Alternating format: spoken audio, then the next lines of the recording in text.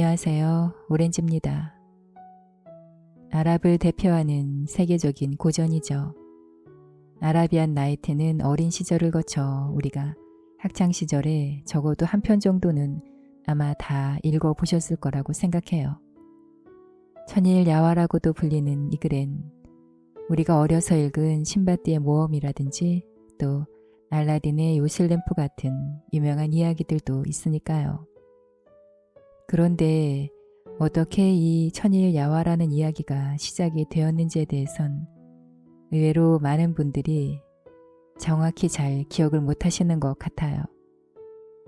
그래서 오늘은 아라비안 나이트의 그 시작에 대해서 들려드리고 그리고 기회가 되는 대로 천일 동안 이루어진 이야기들 중에서 몇 편을 선정해서 들려드리도록 하겠습니다. 오늘도 들으시면서 편안한 밤 되세요.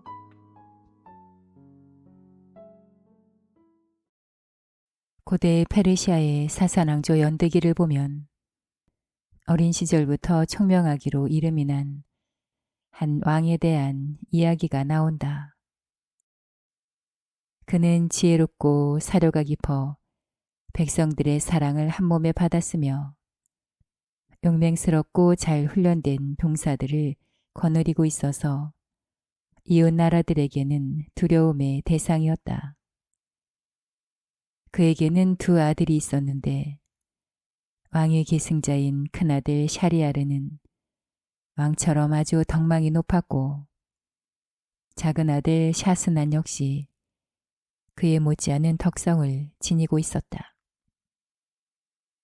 오랫동안 화평한 가운데 왕이 나라를 다스리다 죽자 샤리아르가 왕위를 이어받았다. 왕국의 법에 따라서 장남이 아닌 샤스나는 조그만 땅덩어리도 가질 수 없었다. 하지만 그는 형이 누리는 행복을 시샘하기는커녕 형의 마음에 들도록 온갖 노력을 기울였다. 그리하여 어렵지 않게 형의 마음을 살 수가 있었다. 본래부터 동생에게 큰 애정을 가지고 있던 샤리아르는 타타르 왕국을 그에게 주었다. 샤스나는 즉시 타타르로 가서 그곳의 도시인 사마르칸트에 궁전을 지을 터를 정했다. 그로부터 10년이 흐른 뒤 그동안 동생을 보지 못한 샤리아르는 동생이 몹시 보고 싶어졌다. 그리하여 동생을 자신의 궁전으로 초대하기 위해 대신을 보냈다. 대신이 사마르칸트 근처에 도착했을 때 샤스난이 소식을 듣고 영주들을 거느리고 그를 맞으러 나왔다. 영주들은 황제가 보낸 대신에게 경의를 표하기 위해 화려하게 차려입고 나타났다. 타타르 왕은 반갑게 대신을 맞으며 형의 안부를 물었다. 대신은 형이 건강하게 잘 지내고 있다고 전하고는 그곳에 온 목적을 말했다. 샤스나는 감격에 차서 대답했다. 현명하신 대신이여, 형님이신 황제께서 내게 이 같은 영광을 주시다니 이보다 더 기쁜 일이 어디 있겠소. 나 역시 형님을 얼마나 뵙고 싶었는지 모르오. 내 왕국은 평화로우니 10일이면 떠날 준비를 할 수가 있소. 그러니 수고스럽게 굳이 성안까지 오실 필요가 없소. 여기에 천막을 치고 기다려 주시오.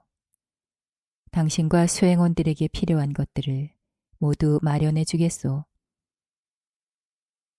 대신은 그 제안을 선뜻 받아들였다.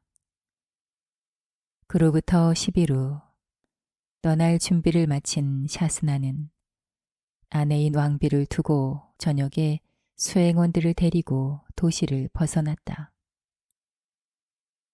그는 대신에 천막 옆에 자신이 묵을 막사를 마련하고 대신과 밤이 깊도록 이야기를 나누었다. 그러다가 몹시 사랑하는 왕비를 한 번 더 보고 싶어 혼자서 막사를 나와 궁전으로 돌아왔다. 그런데 왕비가 적과 내통하며 자신을 배신할 음모를 꾸미고 있지 않은가.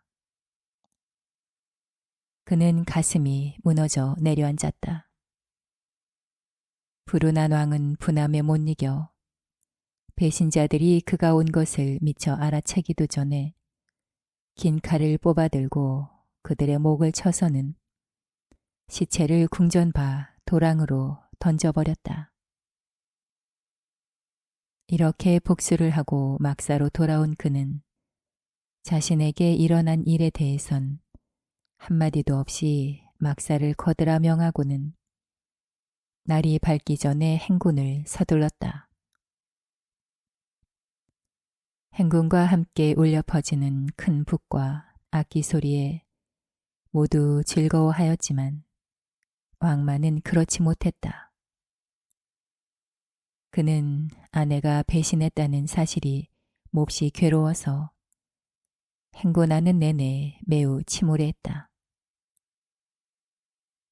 그가 페르시아 수도 가까이 다다르자 샤리아르 왕제와 그의 신하들이 모두 나와 그를 맞이하였다. 두 왕은 서로를 보자 너무 기뻐서 마차에서 내려 서로 얼싸안고 애정과 존경 어린 말을 주고받고는 다시 마차에 올라타 백성들이 환호하는 가운데 궁전으로 향했다. 황제는 동생을 위해 마련해둔 궁전 거처로 동생을 안내했는데 자신의 거처와 정원을 사이에 두고 마주보고 있는 곳이었다. 사실 동생이 거처할 궁전은 연회와 다른 행사들이 열리는 곳이었기 때문에 훨씬 더 호화스러웠다. 샤리아르는 동생이 목욕을 하고 옷을 갈아입도록 곧바로 그곳을 나갔다. 동생이 목욕을 끝내자 샤리아르가 곧 다시 돌아왔다. 두 왕은 소파에 나란히 앉아 정담을 나누며 오랜만에 회포를 풀었다. 저녁 식사 시간이 되자 두 사람은 함께 식사를 하고 다시 이야기를 나누었다. 그러다가 샤리아르는 시간이 너무 늦은 것을 알고 동생이 쉴 수 있도록 자리를 떴다. 불온한 샤스나는 잠자리에 들었지만 형과 이야기하는 동안 잠시 잊혔던 슬픔이 밀려들어 마음을 주체할 수가 없었다. 그래서 휴식을 취하지 못하고 쓰라린 기억으로 밤새 괴로워했다. 아내가 내통하던 장면이 너무도 생생하게 떠올라 정신이 나가버릴 것 같았다. 그는 잠을 잘 수가 없어서 자리에서 일어나 몹시 비참한 감정에 빠져들었다. 그의 얼굴에 그러한 감정이 너무도 역력하게 나타나 황제가 눈치채지 않을 수가 없었다. 샤리아르는 동생이 침울해하는 것을 마음 아파하며 날마다 색다른 즐거움이나 가장 호화로운 여흥으로 동생의 마음을 달래주려고 애썼다. 그러나 그러한 노력이 동생의 근심을 덜어주기는커녕 더욱더 슬프게 만들었다. 어느 날 샤리아르가 수도에서 이틀이 걸리는 사슴들이 아주 많이 사는 지역에서 사냥 시업을 열자고 하자 샤스나는 건강이 나빠 함께 갈 수 없으니 참석하지 못하는 점을 용서해달라고 청했다. 동생에게 어떤 것도 강요하고 싶지 않았던 황제는 동생이 하고 싶은 대로 할 수 있도록 귀족들만 데리고 사냥에 나섰다. 이렇게 해서 혼자 남은 타타르 왕은 방에 틀어박혀 정원이 내다 보이는 창문 옆에 앉아 있었다. 그곳은 안에서 바깥을 볼 수는 있어도 밖에서 안을 들여다볼 수는 없는 곳이었다. 잠시 후 그는 온 신경을 곤두서게 만드는 광경을 목격하게 되었다. 황제의 궁전으로 통하는 밀실문이 갑자기 열리더니 몇 사람이 밖으로 나왔는데 그들 가운데 왕비가 끼어 있는 것이 아닌가. 그녀의 당당한 태도는 나머지 사람들과 뚜렷이 구별이 되었다. 왕비는 타타르 왕이 황제와 함께 사냥을 나가고 없는 줄 알고 수행원들과 함께 그의 창문 가까이로 다가왔다. 그래서 그는 왕비가 동행한 사람들과 반역의 음모를 꾸미며 밀담을 나누는 소리를 들을 수가 있었다. 왕비의 비열한 행동을 보면서 타타르 왕은 수많은 생각에 잠겼다. 나처럼 불행한 사람은 없다고 생각하다니 얼마나 어리석은가.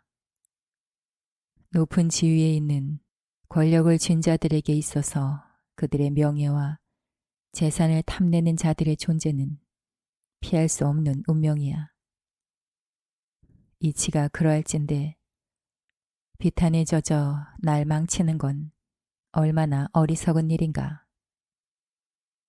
그런 불운한 일이 나에게만 일어나는 건 아니니 이제 마음의 평화를 찾아야지. 그 순간부터 그는 괴로움을 털어버렸다. 그는 저녁 식사를 가져오라 하여 사마르칸트를 떠난 후 처음으로 맛있는 식사를 하였다. 그리고 식사를 하면서 그를 위해 연주해주는 음악을 즐겼다. 그 후 그는 매우 쾌활해졌다. 황제가 돌아온다는 전갈이 오자 그는 나가서 황제를 맞으며 아주 유쾌하게 인사를 했다. 동생이 떠날 때처럼 침울하리라 생각했던 샤리아르는 동생의 유쾌한 모습을 보고 너무도 기뻤다. 내 아우야, 내가 없는 동안 기운을 차리고 밝은 모습으로 돌아와서 참으로 다행이구나. 네가 왜 그처럼 우울했는지, 그리고 왜 지금은 그렇지 않은지 물어봐도 될까? 타타르 왕은 뭐라고 대답해야 할지 난감해하며 한참을 생각하더니 이내 입을 열었다. 형님은 저의 황제이시자 주인님이십니다. 하지만 청하건대 그 질문에 대답할 수 없음을 용서해 주십시오. 그럴 수 없다, 아오야. 하고 황제가 말했다. 대답해야 하느니라. 꼭 들어야겠다. 황제의 간곡한 청에 못 이겨 샤스나는 입을 열었다. 그렇다면 형님, 제게 명하시니 말씀해 드리지요. 그는 사마르칸트에서 왕비가 배신한 일에 대해 얘기를 하고는 이렇게 말했다. 이 때문에 제가 슬퍼했던 것입니다. 제가 그리 침울해할 만하지 않습니까? 오, 내 아우야. 하고 황제가 말했다. 그런 끔찍한 일을 당하다니 네 나라와 너를 배신한 그 자들을 처단한 건 참으로 잘한 일이다. 그 누구도 네가 한 일을 비난하지 않을 것이다. 정당한 일이었으니까. 내가 그런 일을 당했다면 그보다 더한 일을 했을 것이다. 이제 네가 왜 그리 우울해했는지 알겠구나. 너무도 괴롭고 분통한 일을 겪었으니 그럴 수밖에. 오, 참으로 희한한 경험을 했구나. 하지만 너에게 다시 마음의 평온을 주신 신께 감사할 따름이야. 이제 내가 그처럼 평온을 찾은 데는 또 그만한 이유가 있을 터이니 그에 대해 하나도 숨김없이 말해다오. 샤스나는 형을 생각하니 이번에는 말문이 쉽게 열리지 않았다. 그러나 황제가 집요하게 물어와서 피할 수 없었기 때문에 우연히 듣게 된 왕비의 밀담에 대해 털어놓았다. 샤스나는 계속해서 얘기했다. 이 같은 밀담을 엿듣게 되자 여자라 모두 천성적으로 믿을 수 없는 존재라는 생각이 들었지요. 이런 생각을 하게 되자 여자들의 충실함을 믿는 남자란 존재가 참으로 나약한 것 같았습니다. 다른 생각들도 들었죠. 요컨대 내가 할 수 있는 최선은 나 자신을 위해 마음을 편히 갖는 것이라 생각했습니다. 그리고 형수님께서 언제 형님을 배신할지 모르니 그에 대해 형님에게 경고해야겠다고 생각했죠. 동생에게서 끔찍한 소식을 전해 들은 황제는 분노를 참지 못하고 즉시 왕비와 공모자들을 처형하라고 명했다. 이러한 가혹한 조치를 취한 후 어떤 여자도 믿지 못하게 된 황제는 앞으로 결혼하게 될 여자들이 그와 같은 배신을 하지 못하도록 결혼을 하고 하룻밤을 지내면 다음 날 아침에 목을 졸라 죽이기로 결심하였다. 스스로 이러한 잔인한 법을 지킬 의무를 부여한 황제는 타타르 왕이 떠나는 즉시 이 법을 시행하기로 맹세하였다. 곧이어 타타르 왕은 황제가 준 훌륭한 선물들을 가득 싣고 길을 떠났다. 샤스난이 떠나자 샤리아르는 제상을 불러 자신의 맹세에 대해 알리고 날마다 새로운 신부를 데려다 바치라고 명했다. 제상은 그런 명령을 따르는 것이 참으로 내키지 않았지만 그의 주인인 황제에게 무조건 복종해야 했기 때문에 명령대로 하지 않을 수가 없었다. 이렇게 해서 매일 황제와 결혼한 처녀들이 아내가 된 다음 날 죽임을 당했다.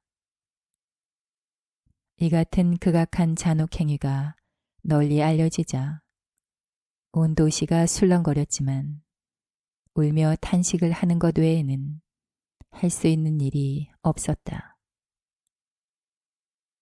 딸을 잃고 통곡하며 처절해야 하는 아버지들이 있는가 하면 자기 딸도 그와 같은 일을 당할까봐 두려워하며 마음 졸이는 어머니들로 온 도시가 걱정과 비탄으로 가득했다.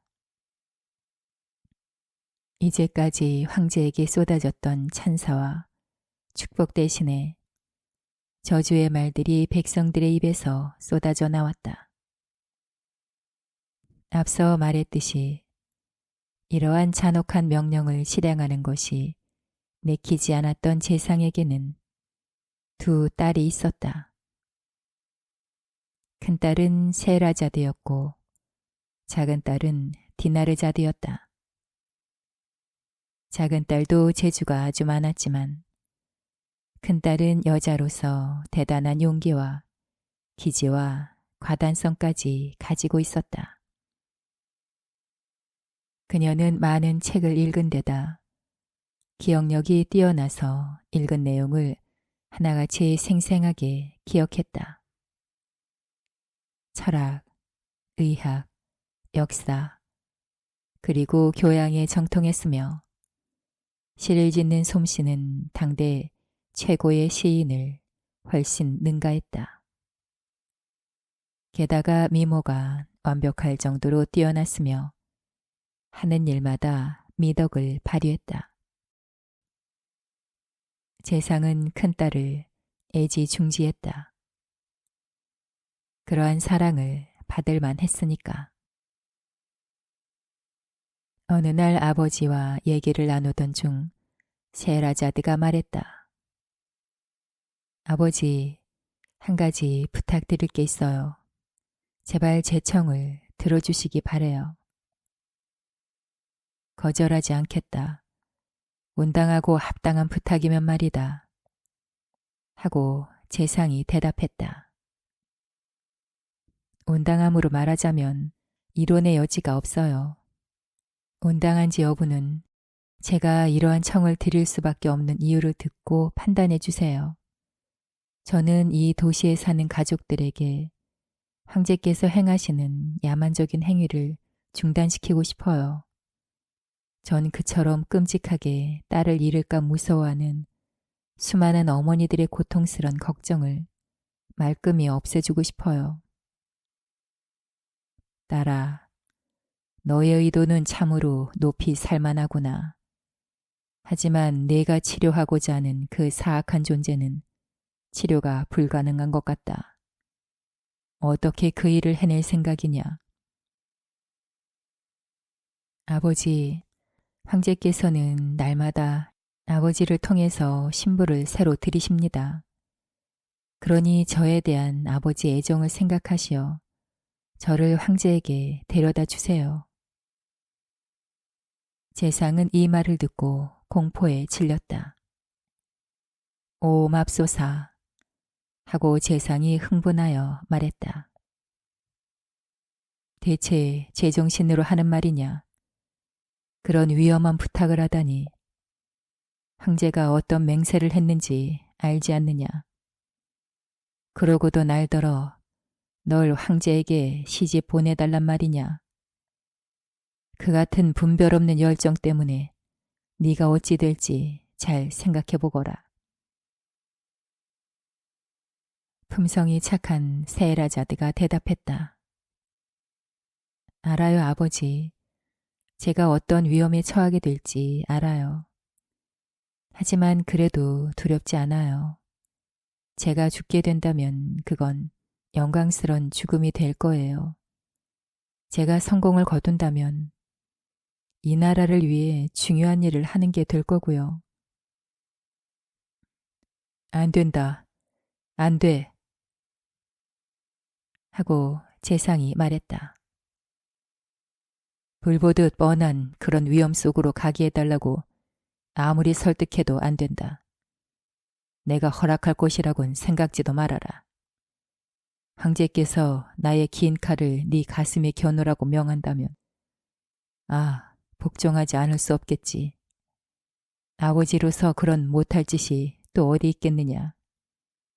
설사 죽는 것이 두렵지 않다 하더라도 최소한 내 손을 네 피로 물들이는 그런 끔찍한 일을 저지르고 내가 얼마나 슬프고 고통스러워할지에 대해선 염려해 주려무나.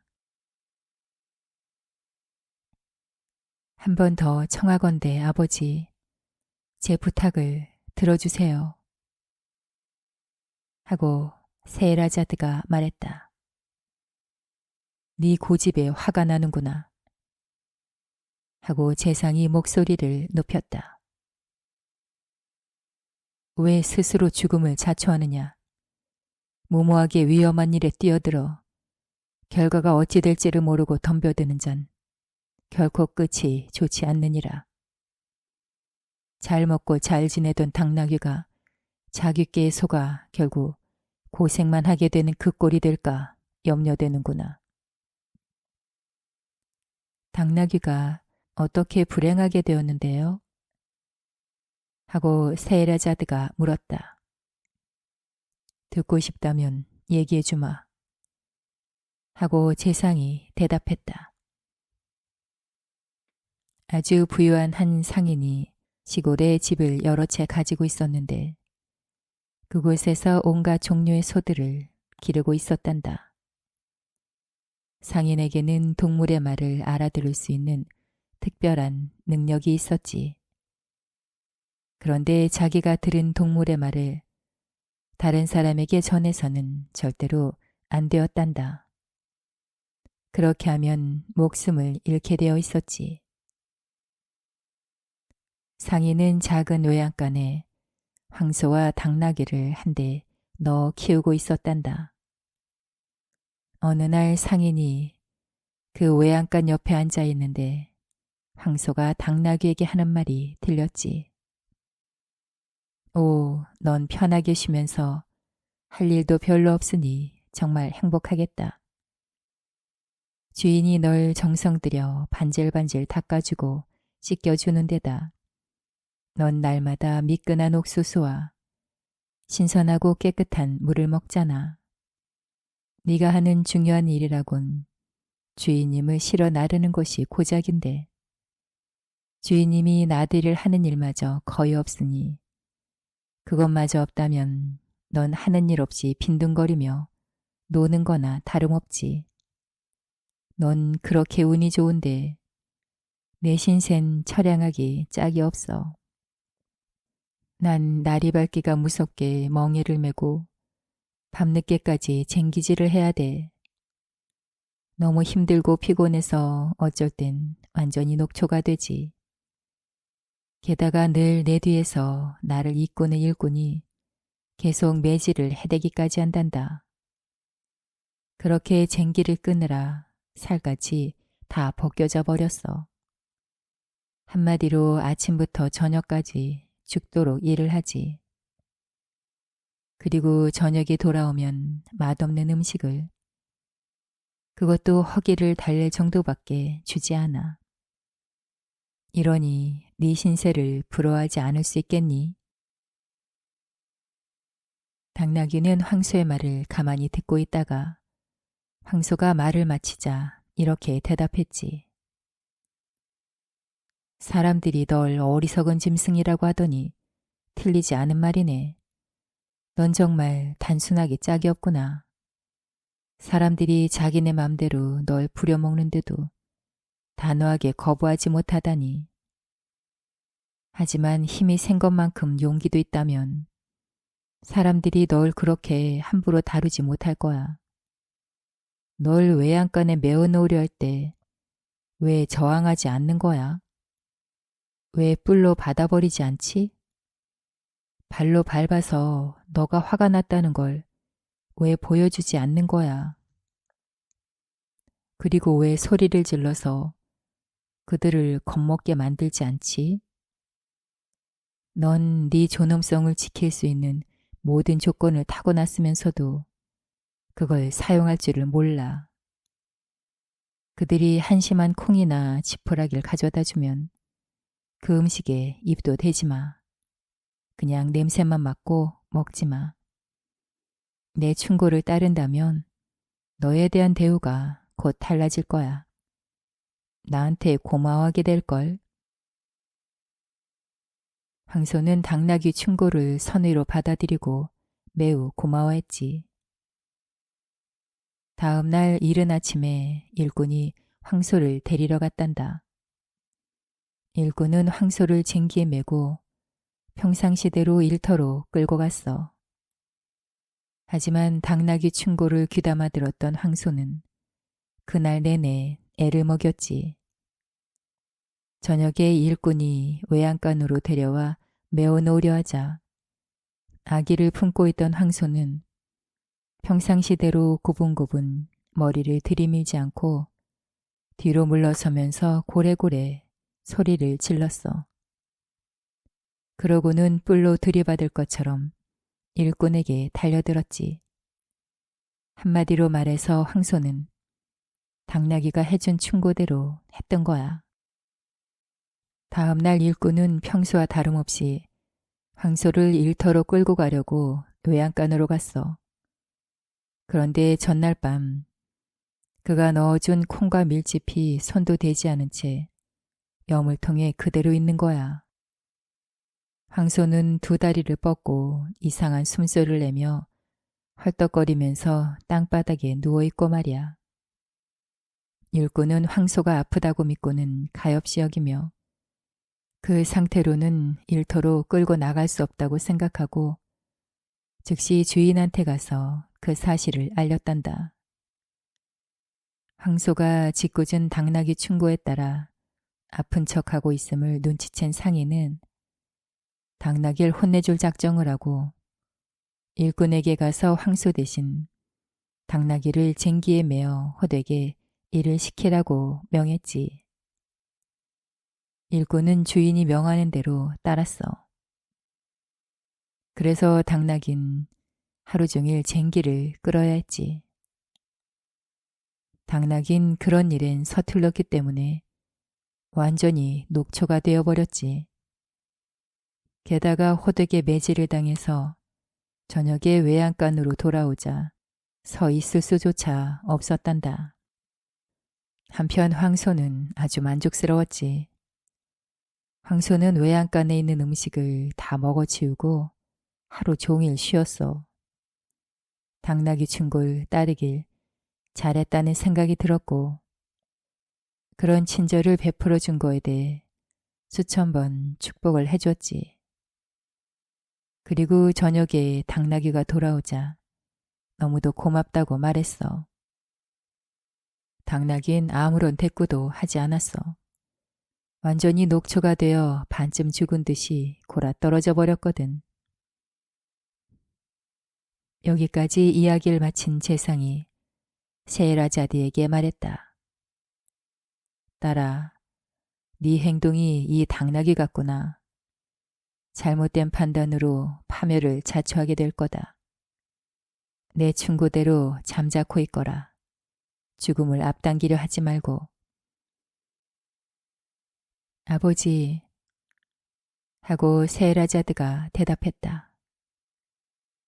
그런 얘기를 하신다고 해서 제 결심이 변하진 않아요. 황제께 절 신부로 데려다 주실 때까지 계속 조를 거예요. 딸이 계속 고집을 부릴 것을 안 재상이 말했다. 이런, 계속 고집을 부리니 앞서 말한 상인이 자기 아내에게 했던 대로 하지 않을 수 없구나. 당나귀가 처량한 신사가 된 것을 안 상인은 당나귀와 황소가 무슨 얘기를 주고받았는지 궁금했단다. 그래서 저녁 식사를 한 후 안을 데리고 달빛을 받으며 밖으로 나갔지. 두 사람은 마구간 옆에 앉았단다. 상인이 도착한 후 당나귀가 황소에게 하는 말이 들렸지. 이봐 친구, 내일 일꾼이 음식을 가져다 주면 어떻게 할 작정인지 말 좀 해봐. 어떻게 할 거냐고? 하고 황소가 말했어. 네가 가르쳐준 대로 계속 그렇게 할 거야. 조심해. 하고 당나귀가 말했지. 계속 그러면 네 신세를 망치게 될 거야. 오늘 저녁 집으로 돌아오는 길에 우리 주인님인 상인이 너에 관해 하는 말을 들었는데 정말 소름 끼치는 말이었어. 무슨 말을 들었는데? 하고 황소가 물었지. 넌 날 사랑하니까 하나도 숨김없이 말해줘. 당나귀가 대답했지. 우리 주인님이 일꾼한테 이렇게 말했어. 저 황소는 먹지도 않고 일도 할 수 없으니 내일은 잡아 죽여야겠다. 그러니 도살장으로 보내야겠다. 이게 내가 해줄 말이야. 하고 당나귀가 말했지. 널 지켜주고 싶은 우정 때문에 말해주는 거야. 새로 충고 하나 할게. 일꾼이 밀개와 밀짚을 가져다 주거든 불끈 일어나서 먹어. 그러면 주인님이 너가 다 나았다고 생각하고 널 죽이라는 명령을 취소할 거야. 하지만 그렇지 않을 경우엔 널 죽이고 말 거야. 이 얘기를 듣자 황소는 당나귀가 의도했던 대로 반응을 보였지. 매우 겁을 먹고 두려워서 울어댔거든. 유심히 그 대화를 듣던 상인이 갑자기 웃음을 터뜨렸어. 그 바람에 옆에 있던 그의 아내가 화들짝하고 놀랐지. 여보, 왜 그리 배꼽을 잡고 웃는지 얘기를 해줘요. 나도 좀 같이 웃게요. 하고 아내가 말했어. 부인, 하고 상인이 대답했지. 내가 웃는 소리를 듣는 것으로 족하시오. 속 시원히 말해줄 수가 없으니 말이요. 방금 당나귀가 황소에게 한 말을 듣고 웃은 것이라오. 무슨 말을 했는진 말해줄 수가 없소. 그것은 누설하면 안 되게 되어 있으니까. 아니, 무엇 때문에 비밀로 해야 한다는 거예요? 하고 아내가 물었지. 내가 그걸 말하면 내 목숨을 잃게 될 테니까. 하고 상인이 대답했단다. 지금 날 놀리시는 거예요? 하고 아내가 말했지. 말도 안 돼요. 뭐 때문에 그렇게 웃는지 당장 말해주지 않으면, 그리고 황소와 당나귀가 서로 무슨 얘기를 나눴는지 얘기해주지 않으면 맹세컨대 당신과는 더 이상 살 수 없어요. 아내는 이렇게 말하곤 집으로 돌아가 한쪽 구석에 앉아 밤새 울었지. 다음 날 아침까지도 아내가 계속 울고 있는 것을 본 상인은 아내에게 말했어. 그렇게 스스로를 괴롭히는 것이 얼마나 어리석은지 말이야. 그리고 아내가 사소한 호기심 때문에 비밀을 알고자 하지만 그 비밀을 지키는 것이 상인 자신에겐 얼마나 중요한지에 대해 말했지. 그러니 그 일에 대해선 더 이상 생각하지 마시오. 하고 상인이 말했단다. 그러자 아내가 대답했어. 내 호기심이 충족될 때까지 눈물이 마르도록 더 생각할 거예요. 진지하게 말하는데 당신의 그 무분별한 고집을 따른다면 나는 목숨을 잃게 될 거요. 하고 상인이 대답했지. 그러든 말든 얘기해줘요. 하고 아내가 말했어. 상인이 말했지. 아무리 말해도 사태 파악을 못하니 그 고집 때문에 죽음을 자초하게 될 거요. 그러니 자식들을 부르겠소. 당신이 죽기 전에 당신 얼굴을 볼 수 있도록 말이요. 그렇게 해서 상인은 자식들을 부르고 아내의 부모와 다른 친척들도 불렀단다. 한자리에 모인 가족들은 그렇게 불려온 사연을 알게 되자 아내가 잘못을 저지르고 있다고 설득하려 애썼지만 아무 소용이 없었지. 아내는 남편이 왜 웃었는지 이유를 알지 못할 바엔 차라리 죽는 게 낫다고 말했단다. 자식들은 아무리 애를 써도 어머니가 그처럼 우울해하자 통곡을 했지. 상인 역시 정신이 나가다시피 하여 자신이 그토록 사랑하는 아내를 살리기 위해 자신의 목숨을 던질 각오를 했지. 딸아, 하고 재상이 세라 자들을 보며 말을 이어나갔다. 이 상인에게는 암탉 50마리와 수탉 1마리, 그리고 주변에서 일어나는 모든 일에 주의를 기울이는 개 1마리가 있었단다. 아까 말했듯이 상인은 무엇이 최선일까에 대해 생각하고 있었지.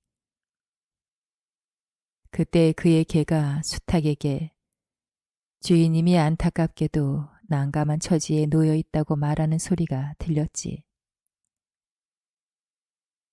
뭐? 주인님이 그렇게 분별없단 말이야? 하고 수탉이 소리쳤단다. 하나 있는 아내도 휘어잡지 못하다니.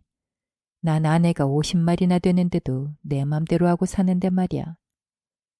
주인님한테 회초리를 가져다 아내를 호되게 때려주라고 해. 장담하건대 그러면 정신을 차리고 말해선 안 될 비밀을 알려달라고 남편을 조르는 일은 없을 거야. 상인은 회초리를 들고 아내에게 가서 호되게 때렸지. 그러자 아내는 됐어요, 그만요, 여보 하고 소리를 질렀지. 그만 좀 하세요. 다시는 조르지 않을게요. 상인은 아내가 호기심 때문에 고집을 피운 걸 뉘우치는 모습을 보고서야 매질을 그쳤지. 상인의 친구들이 문을 열고 들어와 상인이 아내의 고집을 꺾은 걸 알고 매질을 해서 아내를 정신 차리게 하길 잘했다고 칭찬했어. 딸아, 상인이 아내에게 했듯이 너도 그래야 정신을 차리겠니? 하고 재상이 덧붙였다. 아버지, 제가 고집 피우는 걸 언짢게 생각하지 말아주세요. 그 상인의 아내에 관한 얘기를 들어도 제 마음은 변함이 없어요. 제 계획에 찬성하도록 아버지를 설득하기 위해 여러 가지 이야기를 들려드릴 수도 있어요. 그리고 아버지가 아무리 반대하셔도 소용없다는 말씀을 드려 죄송해요. 자식에 대한 사랑 때문에 아버지가 저의 청을 들어주시지 않으면 제가 직접 황제께 찾아가겠어요. 결국 아버지는 딸의 확고한 결심을 꺾지 못하고 딸의 청을 들어주게 되었다. 그는 죽음을 초래하는 딸의 결단을 막지 못한 것이 슬펐지만 곧 황제에게 가서 다음 날 저녁 세라자들을 데려오겠다고 고했다.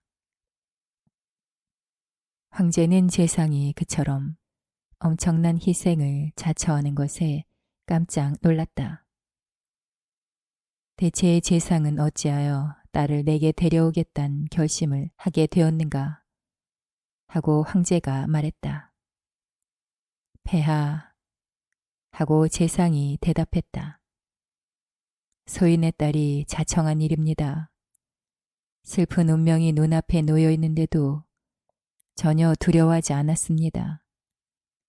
그저 일생에 있어 하룻밤 황제 폐하의 아내가 될 수 있는 영광을 택하고자 한답니다.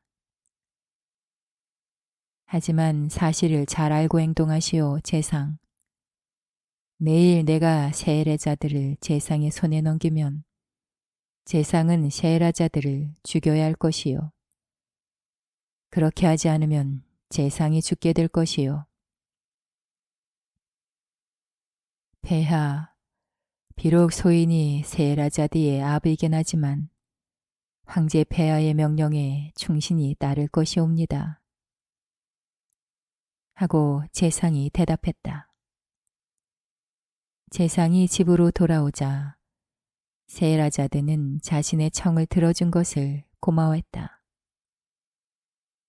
재상이 슬픔에 빠져있자 세라자드는 재상에게 딸을 황제에게 시집 보낸 것을 절대로 후회하지 않게 될 것이라고 말했다. 그리고는 그와는 반대로 시집 보낸 것을 평생 기뻐할 일이 생길 거라고 말했다. 이제 세라자드는 황제에게 가기 전에 몸치장을 해야 했다. 세라자드는 떠나기 전에 동생인 디나르자드를 불러 이렇게 말했다. 디나르자드, 아주 중요한 일을 해야 하는데 네 도움이 필요하단다. 제발 거절하지 마. 아버지께서 날 황제께 데리고 갈 거야. 그렇다고 놀라지 말고 끝까지 내 얘기를 들어봐. 내가 황제를 뵙는 즉시 죽기 전에 너와 한두 시간 같이 있으면서 작별 인사를 할 수 있도록 내일 아침 일찍 널 불러달라고 청할 거야. 내가 바라는 대로 허락을 받아내면 넌 도착하자마자 내게 이렇게 말해. 언니, 제발. 조금만 있으면 언니와 헤어질 텐데. 헤어지기 전에 재밌는 이야기 하나만 들려줘. 언니가 들려줬던 수많은 이야기들 중에서 하나만 말이야. 그러면 내가 즉시 이야기를 시작할게. 이 방법으로 도시를 지금의 근심으로부터 구해낼 수 있기를 바래. 디나르자드는 기꺼이 그렇게 하겠다고 대답했다. 제상은 셰헤라자드를 데리고 궁전으로 가서 황제의 방으로 안내한 다음 궁을 나왔다. 단둘이 남게 되자 황제는 셰헤라자드에게 얼굴에 쓴 베일을 벗으라고 명했다. 셰헤라자드의 얼굴을 본 황제는 너무도 아름다워서 완전히 매혹되고 말았다. 그런데 셰헤라자드가 눈물을 흘리는 것을 보고 그 이유를 물었다. 셰헤라자드가 대답했다. 폐하, 저에겐 저를 지극히 사랑하는 여동생이 한 명 있습니다. 동생을 한 번 더 보고 작별 인사할 수 있도록 내일 아침 일찍 동생이 이 방으로 올 수 있도록 허락해 주셨으면 합니다. 마지막으로 자매의 정을 나눌 수 있도록 허락해 주시겠습니까? 이렇게 하여 샤리아르 황제의 허락을 얻어 디나르자드는 다음 날 아침 동이 트기 1시간 전에 궁전으로 오게 되었다. 디나르자드는 언니의 부탁을 잊지 않고 이야기를 해달라고 청했다. 언니, 금방 헤어져야 하는데 헤어지기 전에 언니가 읽은 이야기 중에서 재미있는 거 하나만 얘기해줘. 아, 그런 즐거움을 갖는 건 이게 마지막이 될 거야. 세헤라자드는 동생에게 대답하는 대신 황제를 돌아보며 말했다. 폐하, 동생의 청을 들어주도록 허락하여 주시겠습니까? 그러고 말고 하고 황제가 대답했다. 셰헤라자드는 동생에게 잘 들으라고 말하고는 나중에는 황제를 향해 다음과 같은 이야기를 해주었다.